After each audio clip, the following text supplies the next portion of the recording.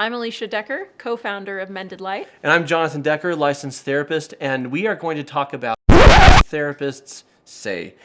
Because as much as we'd like to put therapists such as myself on a pedestal as these No! As the gurus atop the mountains who have the answers to all of life questions. A good therapist is going to guide, is going to give you tools and techniques, is going to help you to explore your options, but is not going to tell you what you should do. And a lot of therapists seem to think their job is just to say, here's what you should do with your life. It's my job to make your decisions for you. So we polled our community on social media, our Mended community. What are some of the outrageous things therapists have said to you? And one of them was, you can't save your family. Like, you can't save your family relationship. It's broken. Just let it go. Stop trying to control everything and just let go. Now, I'm not saying that's categorically bad advice.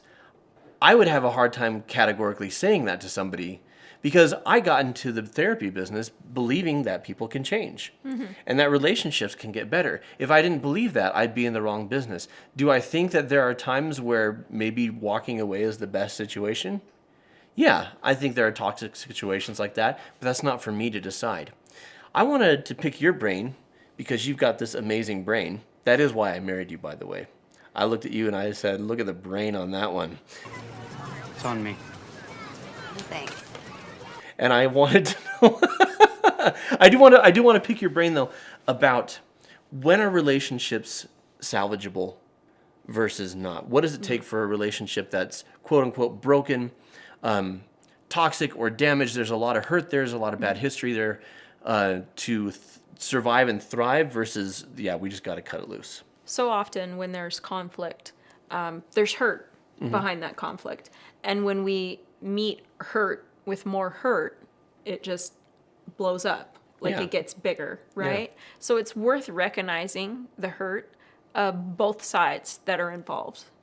And as long as people are willing to be honest and to take accountability, to be honest about their behavior, to be honest about their hurt, and to take accountability for their behavior, and then make changes, right? So honesty, accountability, and changed behavior. Yeah. As long as both parties are willing to do that on some level, then a relationship can be worked on.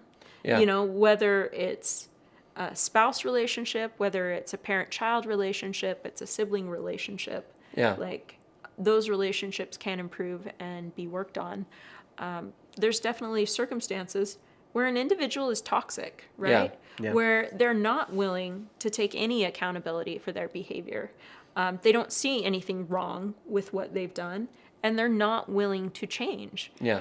And at that point, that's when you decide, okay, what does a healthy relationship for me look like with this person?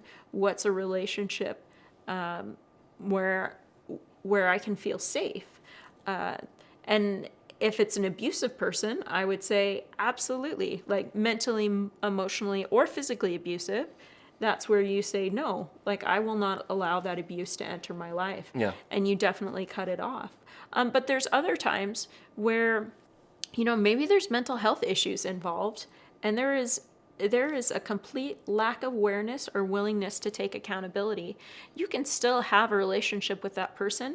It's never going to be a deep, connected relationship. It's going to be very surface level. Well, and I look at that, I mean, we decide what our relationships look like because I definitely have people in my life that I have what I call like a Sunday dinner relationship with, right? Like you meet, you talk for 20 minutes, an hour, it's all small talk, it's fine. And you do, and you do love them, but you can't trust them because of the patterns of behavior. I'll tell you what a paramecium is. That's a paramecium. It's a one-celled critter with no brain that can't fly. Don't mess with me, man. I'm a lawyer. Right. And that's why for a lot of people it's hard to walk away from an abusive situation, is not just, well, because I love them, but also because I can see this comes from a place of despair or a place of mental illness or a place of past hurts that haven't healed. And so unhealed wounds. Yeah, so it's like I can't turn my back on them when they're going through this, but at the same time, they're hurting me so much. And the solution for that, I think, is knowing what your boundaries are, saying, this is how I will and won't be treated. And this needs to change if we're going to be close. And if it doesn't, okay, we may not be close. Or in some cases, we may not talk anymore. You brought up earlier the concept of changed behavior. I often say that the best apology is changed behavior.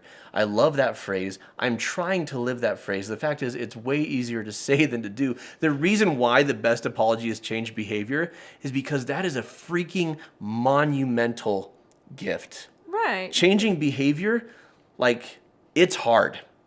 When we have ways of thinking and feeling and behaving that we get locked into for years and even decades, and getting out of it is exceptionally difficult. And then sometimes it goes well, but then when we're under stress or duress, we fall back into those old patterns. Change? Yeah. Big change. And so you brought up, are they working on it? Like, do you see the effort? Right. Because we also can't fall into this black or white, all or nothing thinking. Either it's all good or not, because we're all human. But what is, I love the phrase that you use, what is safe for me? Mm-hmm. Right? What does this relationship look like for me in a safe way? Can I have this relationship in a safe way? Or does it need to be time to be done? And this is true whether it's your parents or your siblings or your spouse or your boyfriend, girlfriend. Like, there's a lot going on right now. We were talking about this before the shoot. A lot of people aren't talking to their parents. Right. Or their siblings, or they have high school friends. They don't talk anymore. So when it comes to healing and restoring these relationships, because they matter so much to us, and people don't walk away from relationships willy-nilly. I mean, some people are like, well, you hurt me or it's hard and we're done. But that's the minority. Most people fight for their relationships until they're just like, I can't. Right. So what's the difference between forgiving someone who's hurt you and trusting them enough to keep them in your life? Right. Well, we need to recognize, and we've talked about this a lot in our videos, that trust and forgiveness are two separate things, right? And that we don't forgive someone because they deserve forgiveness. We forgive someone for ourselves. We forgive someone so that the weight of that hurt and that anger and that resentment isn't something that we're carrying around with us. I forgive you. And we also have the maturity to recognize, like, they have their own challenges, they have their own needs, they have their own perspective. And just because they didn't meet our needs the way we wanted them to, isn't something that's innately wrong with them. Yeah. Like, you can grieve over a parent that is unable to meet your needs in a healthy way. But you can grieve over it and you can let it go. Yeah. Well, I've heard it said that I think of that example of the parent, like every successful relationship requires a high degree of mutual tolerance, right? I mean, we're just different. John and Julie Gottman, they were talking about marriages, but this is true of just relationships. They said that something like 60% of problems in a relationship are unsolvable. They literally just boil down to differences of perspective, differences of worldview, differences of ways of thinking or of personality. And there has to be a balance, I think, in healthy relationships between growing and becoming better for one another and accepting one another for who we are. And if we go too far to either way, then, we're out of balance. Any thoughts on how to find that balance? Well, I teach my kids a concept called Mended. It's make allowance for individual differences. And so when it's not a question of morality or ethics or abuse or abuse, right? We need to make allowances for those individual differences. I will never be a karaoke king or an entertainer of any kind. That is not my strength, right? And if you were to expect me to be that person, if I'm like, get up on stage with me, yeah, like, I'm never gonna be that.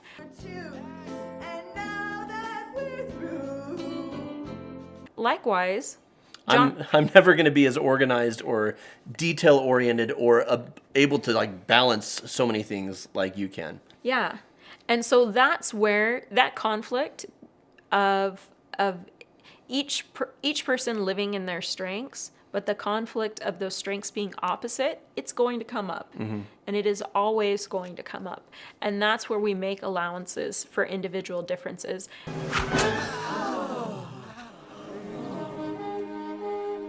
I am sorry. And we show love and respect and acceptance for their strengths and their weaknesses at the same time. Yeah, and that's what a loving relationship is. That's how you make them work. There are people who are toxic. There are people who are abusive, who are dishonest, whose behavior is disrespectful to the core.